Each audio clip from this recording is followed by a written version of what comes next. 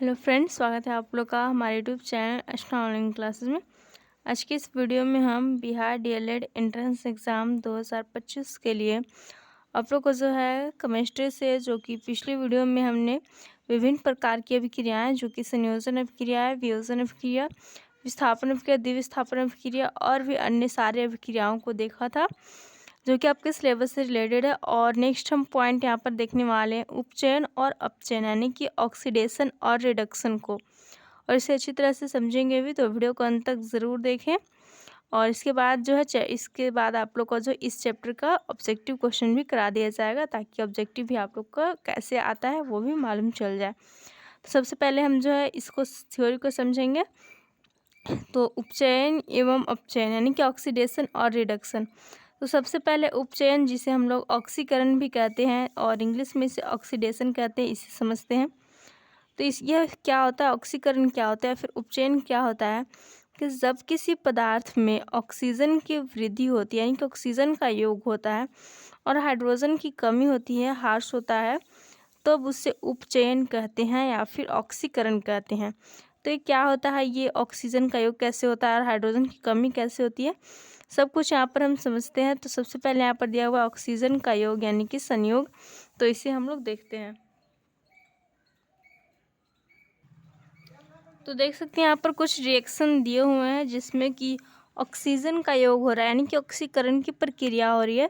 जैसे कि यहाँ पर दिया हुआ है 2Mg+O2, तो यह हमारा बन रहा है 2MgO, यानी कि जब मैग्नीशियम को ऑक्सीजन की उपस्थिति में जलाया जाता है तो क्या होता है, वह जो है वाइट लाइट, श्वेत प्रकाश के साथ जलता है और मैग्नीशियम ऑक्साइड MgO बनाता है। तो यहाँ पर मैग्नीशियम का ऑक्सीकरण हो रहा है, यानी कि मैग्नीशियम में ऑक्सीजन जुट रहा है, ऑक्सीजन का वृद्धि हो रहा है, योग हो रहा है, तो हमारा मैग्नीशियम का ऑक्सीकरण कह सकते हैं।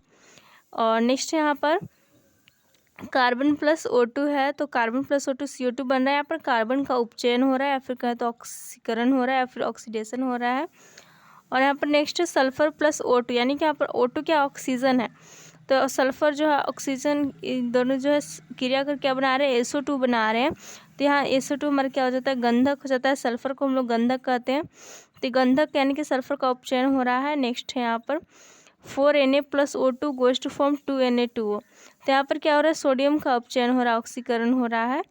और यहाँ पर 2H2+O2 goes to form 2H2O, यानी कि हाइड्रोजन का उपचयन, यानी कि ऑक्सीकरण हो रहा है ये।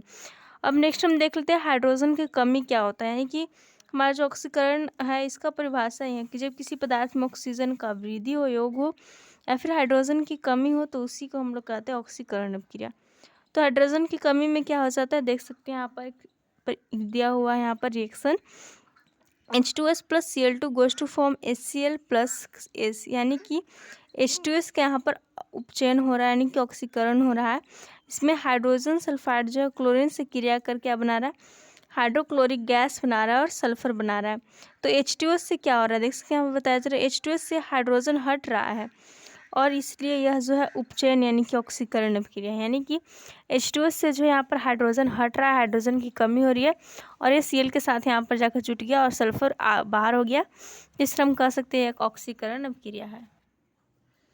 अब नेक्स्ट यहाँ पर रिएक्शन लिख दिया हुआ है कि अमोनिया, यानी कि 4NH3+3O2 ऑक्सीजन से क्रिया कर रहा है, तो क्या बन रहा है, नाइट्रोजन बन रहा है, 2N2+6H2, यानी कि जल बन रहा है।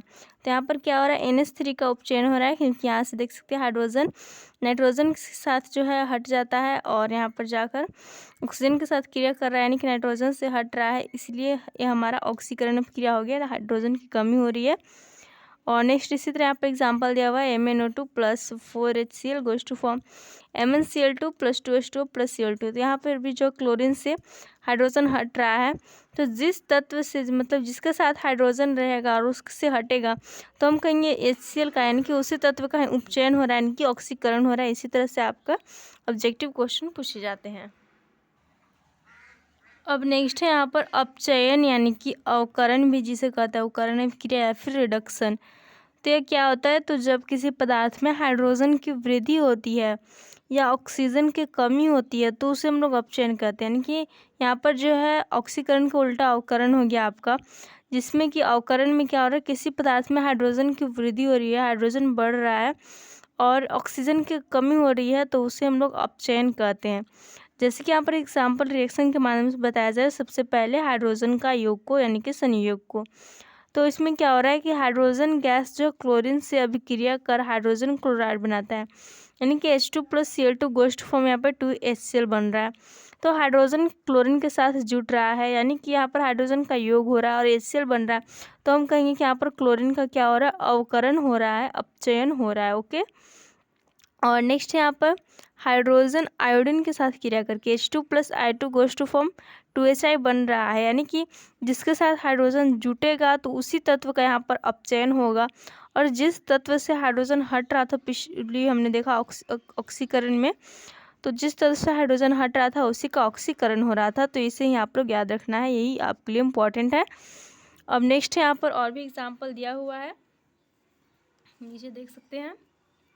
यहाँ पर भी बताया जा रहा है कि हाइड्रोजन का योग हो रहा है इस रिएक्शन में भी, 2H2+O2 goes to form 2H2O हो रहा है। तो यहाँ पर ऑक्सीजन के साथ हाइड्रोजन जुट रहा है, तो हम कह सकते हैं कि ऑक्सीजन का अपचयन हो रहा है, यानी कि अवकरण हो रहा है। इसी तरह यहाँ पर N2+3H2 है, तो यहाँ पर हाइड्रोजन के साथ नाइट्रोजन जुट रहा है, नाइट्रोजन के साथ जो हाइड्रोजन जुट रहा है, तो यहाँ हमारा N2 का अपचयन हो गया। और इसी तरह यहाँ पर क्या हुआ, जो हाइड्रोजन आयोडीन के साथ जुट रहा है, तो यहाँ पर I2 का अपचयन हो गया, यानी कि अवकरण हो गया। ओके। अब हम नेक्स्ट देखते हैं ऑक्सीजन का ह्रास, यानी कि ऑक्सीजन की कमी जो अवकरण क्रिया इसमें कैसे होती है।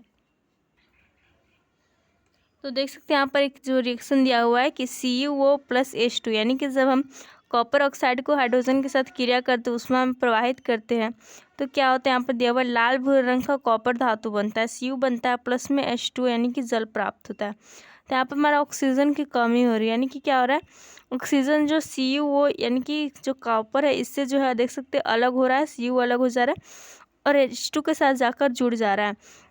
तो अगर हम यहाँ पर ऑक्सीजन का संयोग की बात करते हैं तो H2 का ऑक्सीकरण हो जाता है, बट यहाँ पर हम ऑक्सीजन की कमी की बात कर रहे हैं। तो ऑक्सीजन कहाँ से निकल रहा है, तो CuO से ऑक्सीजन बाहर निकल रहा है, तो हम कह सकते हैं कि CuO का क्या हो रहा है, अपचयन हो रहा है, यानी कि अवकरण हो रहा है। ओके। और नेक्स्ट है यहाँ पर जिंक ऑक्साइड को कार्बन के साथ गर्म करने पर, यानी कि ZnO+ में हमने कार्बन किया, गर्म किया, उष्मा दिया इसे, तो हमारे क्या बना, Zn+CO बना। तो ऑक्सीजन किससे जो है कमी हो रही है, ऑक्सीजन की किससे अलग हो रहा है, तो यह Zn यानी कि जिंक से हो रहा है।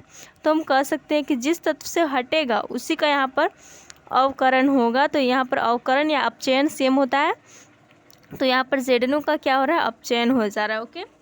और इसी तरह यहाँ पर जो और भी कुछ दिए हुए हैं रिएक्शन, जिसके माध्यम से आप और इसे समझ सकते हैं, देख सकते हैं। यहाँ पर दिया हुआ है Sa2+H2S goes to form H2O+3S, यानी कि यहाँ पर क्या हो रहा है, सल्फर से जो ऑक्सीजन देख सकते हैं अलग हो रहा है, तो हम कह सकते हैं Sa2 का अपचयन हो रहा है। और यहाँ पर Mg यानी कि मैग्नीशियम से जो है ऑक्सीजन अलग हो रहा है, तो यहाँ पर कर सकते हैं कि MgO का अपचयन हो रहा है। तो हम कह सकते हैं यहाँ पर कि वह रासायनिक अभिक्रिया है यह अपचयन, जिसमें किसी तत्व या यौगिक के साथ हाइड्रोजन का योग होता है और ऑक्सीजन का ह्रास होता है, यानी कि कमी होता है। तो आज के इस वीडियो में हमने आपको ऑक्सीकरण और अवकरण यानी कि उपचयन और अपचयन, ऑक्सीडेशन और रिडक्शन अच्छी तरह से समझ लिया है, कंप्लीट कर लिया है। और इसी तरह आपके जो ऑब्जेक्टिव क्वेश्चन पूछे जाते हैं, जिस तरह से आपका ये रिएक्शन एक दे देता है और इसमें पूछेगा कि किसका जो है अपचयन हो रहा है यहाँ पर, तो अपचयन की जब बात आएगी तो आप लोग को बस ये सोचना है कि अपचयन में क्या होता है, ऑक्सीजन की कमी होता है। यहाँ तो हाइड्रोजन दिख नहीं रहा, ऑक्सीजन की कमी होता है और ऑक्सीजन की कमी होगा यानी कि वह किसी से अलग होगा। तो देख सकते हैं यहाँ पर Zn से ऑक्सीजन अलग होकर C कार्बन के साथ चला गया, तो हम कह सकते हैं कि ZnO का क्या हो रहा है, अपचयन हो रहा है। जिससे हटेगा उसी का अपचयन होगा। ओके। और जिसमें हाइड्रोजन जुटेगा उसका उपचयन होगा। तो ये हमारा हो गया आज का वीडियो। आप लोग को अच्छा लगा हो तो वीडियो को ज़रूर लाइक करें, दोस्तों के साथ शेयर करें। और नेक्स्ट वीडियो में हम जो है और जो सिलेबस से रिलेटेड आपका अलग पॉइंट लेकर आएंगे। तो वीडियो को देखने के लिए धन्यवाद। Thanks for watching.